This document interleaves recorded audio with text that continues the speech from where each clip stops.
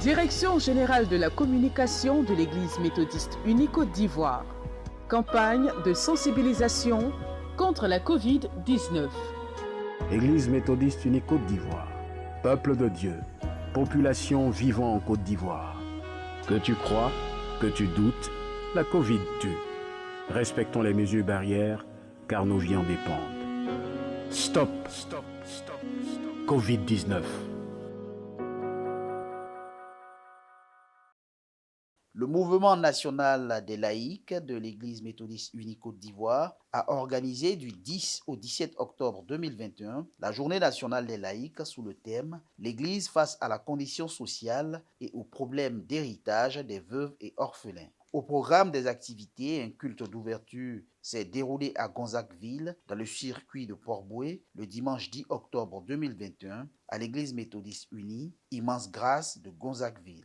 Au cours du culte de clôture qui s'est déroulé à l'Église méthodiste unie, cité de grâce de Marcory Anoumabo, dans son message, le prédicateur du jour, Lasme Hilaire, a exhorté les laïcs de l'Église à être de véritables disciples de Jésus-Christ en enseignant le peuple à manifester Jésus-Christ par l'évangélisation. Prenant la parole, le président national des laïcs, le professeur Louis Abois, a salué l'Assemblée avant de dresser un bilan des activités du mouvement national des laïcs. Il a insisté sur la nécessité d'adapter les textes et les lois en vigueur pour le respect des droits des héritiers, veuves et orphelins. En termes de réalisation, un appui financier et logistique a été apporté à la mission de Guinée-Conakry et à la mission du Mali. La traduction des disciplines de l'anglais français est achevée. Des séminaires sur le leadership chrétien ont été organisés. Des contacts ont été pris avec le GBGM pour renforcer les capacités du département de développement. Il reste à réaliser le projet portant réhabilitation du centre missionnaire de Punambroso dans le district missionnaire d'Abongo. L'occasion est propice pour exprimer la profonde gratitude du mouvement national des laïcs au bishop et à son cabinet. En effet, la dynamique impulsée par le bishop et son cabinet pour une exécution raisonnée du chronogramme du plan stratégique 2017-2020 permettra de capitaliser les acquis de l'Église et d'ouvrir des perspectives heureuses pour les jeunes, les générations futures qui, nous l'espérons, opteront pour un transfert raisonné de l'héritage aux veuves et aux orphelins.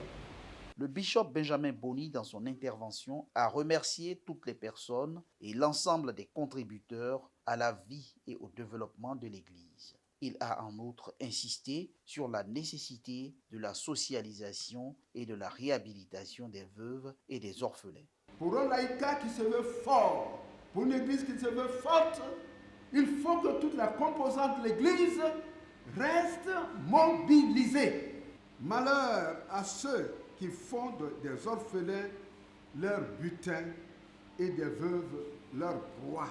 La religion pure et sans tache devant Dieu consiste à visiter les orphelins et les veuves, peuple de Dieu, pasteurs et laïcs, en avant pour la gloire de Dieu et pour la dignité de tous, en particulier des veuves, des orphelins, en Jésus-Christ, l'espérance du monde. Des dons en vivres et non-vivres ont été symboliquement faits à des veuves le samedi 16 octobre 2021. Avant ce culte, des activités sportives et des dons composés de kits alimentaires et des fournitures scolaires ont été remis aux veuves et aux parents d'orphelins d'Anoumabo. Les 15 et 16 octobre 2021, le mouvement des laïcs a également organisé un séminaire sur la question de la veuve et de l'orphelin. Les conclusions et recommandations de ces travaux ont été restituées au cours de ce culte de clôture et serviront à rechercher des solutions visant à améliorer la condition sociale et le respect des droits des veuves et des orphelins.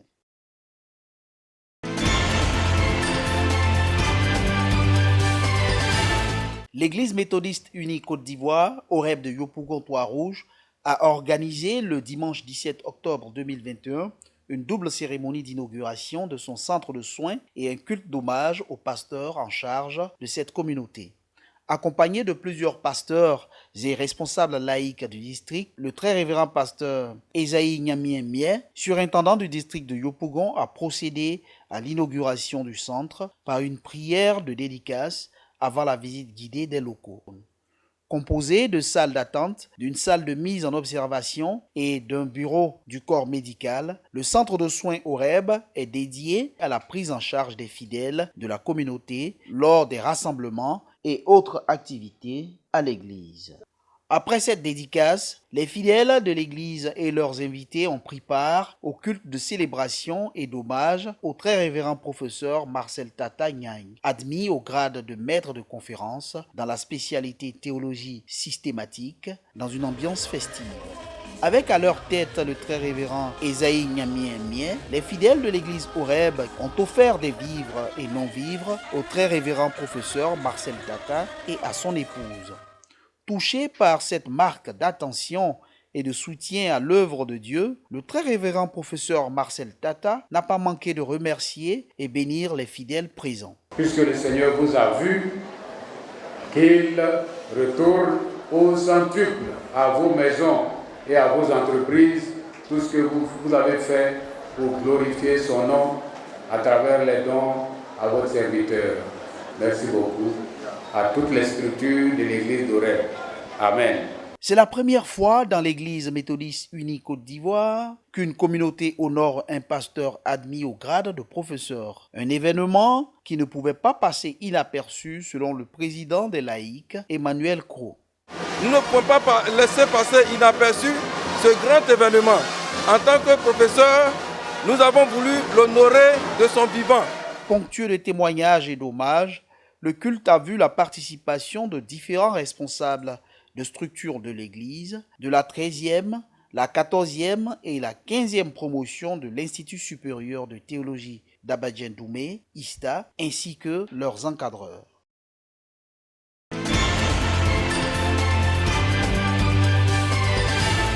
L'Union des femmes méthodistes unies Côte d'Ivoire, UFEMUSI, a organisé du vendredi 15 octobre au dimanche 17 octobre 2021 à l'église méthodiste unie Bethesda de Maféré dans le district d'Aboisseau des festivités dans le cadre du soixantenaire de cette structure de l'église. Ces festivités ont démarré avec le culte d'ouverture le vendredi, suivi de la journée socio-culturelle et sportive le samedi et le culte de clôture le dimanche, dernier jour de ces manifestations. Dans sa prédication sur le thème, il y avait là une femme de distinction, la révérende pasteur Eddie Patricia, aumônière de l'UFEMUSI dans le district d'Aboisseau, a mis un accent particulier sur les qualités, les attitudes et les témoignages d'une femme de distinction. Peu importe là où elle se trouve, la femme de distinction est toujours debout et prête à travailler pour le Seigneur. Quand le temps sera venu, la bénédiction de Dieu va émerger. La présidente de l'UFEMUSI du district d'Aboisseau, Kablan Marie, a souhaité la bienvenue à la présidente de l'UFEMUSI. Prenant la parole à son tour, la présidente de l'UFEMUSI, Marceline Béda, a salué l'Assemblée pour sa participation et sa contribution au succès de cette célébration du soixantenaire de l'UFEMUSI dans le district d'Aboisseau. Elle est revenue sur l'importance de ces festivités du soixantenaire à Maféré. Aujourd'hui, nous sommes à Boisseau pour distinguer environ 100 mamans pionnières, audacieuses, qui ont gardé la flamme de l'union allumée. Gloire à Dieu. Nous célébrons donc aujourd'hui le soixantenaire, quand bien même que la clôture au niveau national a eu lieu. L'autorisation est donnée à tous les districts de fêter toujours, quand ils le peuvent, les 60 ans. Les participantes aux différents jeux et concours de la journée socio-culturelle et sportive ont reçu des récompenses. Les présidentes des unions des femmes, de même que les pionnières de l'Église dans le district d'Aboisseau, ont reçu des distinctions pour leurs actions dans l'œuvre du Seigneur Jésus-Christ. Après ces festivités du soixantenaire à Maféré, dans le district d'Aboisseau, D'autres cérémonies de l'Union des femmes méthodistes de Côte d'Ivoire, UFEMUSI, sont prévues dans l'ensemble des districts de l'Église méthodiste unie Côte d'Ivoire, a précisé la présidente de l'Union, Marceline Béda. «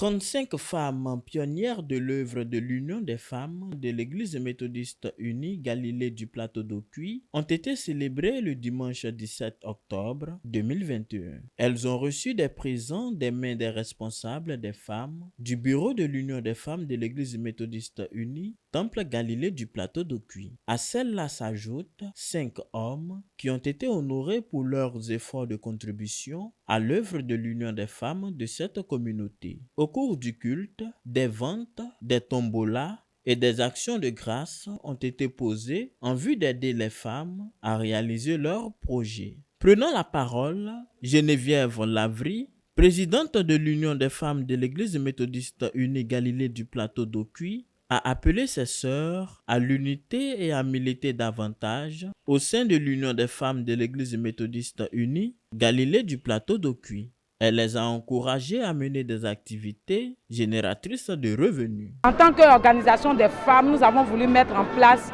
une structure événementielle dans la location de chaises, de bâches et autres pour pouvoir amener les femmes à entreprendre et vraiment être autonomes comme l'Église nous l'enseigne. Donc nous voulons véritablement que chaque femme se sente concernée dans l'œuvre de l'Église. L'officiant du jour, le révérend pasteur Élisée Assémian, représentant le révérend pasteur Christophe Aké en charge de la communauté, la présidente des femmes du district d'Abobo, marraine de la cérémonie, et quelques responsables de l'Église ont exhorté les femmes à être des porteuses de la bonne nouvelle de Jésus-Christ autour d'elles et à participer massivement aux activités de l'Union des femmes de l'Église méthodiste unie Côte d'Ivoire. Des participantes au culte se sont réjouis de cette cérémonie. C'est une fête qui a très bien réussi. Je voudrais donc dire merci à la présidente actuelle qui nous a réunis en ce moment et dire merci à Dieu surtout qui a permis que nombreuses d'entre nous soient encore vivantes pour assister à cette fête. Je souhaiterais que chaque femme méthodiste se sente véritablement concernée par l'Union des femmes et qu'elle se lève pour s'engager. On a senti vraiment la présence de Dieu et ça a été une journée réussie. Cette célébration des pionnières du Temple Galilée du plateau d'Ocuy s'inscrit dans le cadre du 60e de l'Union des femmes de l'Église méthodiste unie Côte d'Ivoire. L'animation du culte a été assurée par la chorale de l'Union des femmes de l'Église méthodiste unie Galilée du plateau d'Ocuy.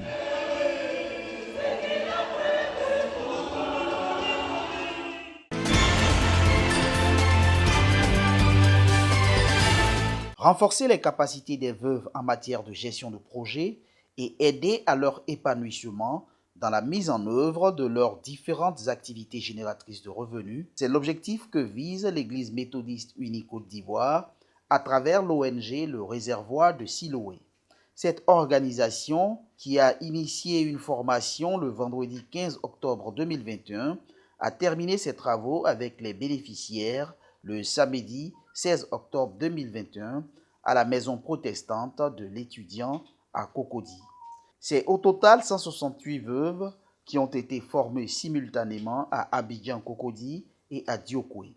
Plusieurs modules de formation ont été délivrés aux participantes, la gestion financière, l'épargne et la comptabilité simplifiée. Ndri Florence, formatrice, revient sur l'importance de cette formation. La plupart des femmes conduisent les activités et elles ne notent pas. Et parfois, elles confondent les bénéfices avec le chiffre d'affaires. Donc nous pensons qu'avec ce renforcement de capacité, avec un suivi coaching, les femmes pourront conduire cette activité et cela va les permettre de mieux gérer leurs projets. Au terme de ces 2 jours de formation, Nathan Kofi, président de l'ONG Le Réservoir de Siloé, se dit satisfait. Après ces différentes formations, le président de l'ONG Le Réservoir de Siloé précise que dans les semaines à venir, ces veuves recevront des financements pour le démarrage ou le développement de leurs différents projets et activités génératrices de revenus. L'Église veut, à travers ses actions, améliorer les conditions sociales des veuves et des orphelins.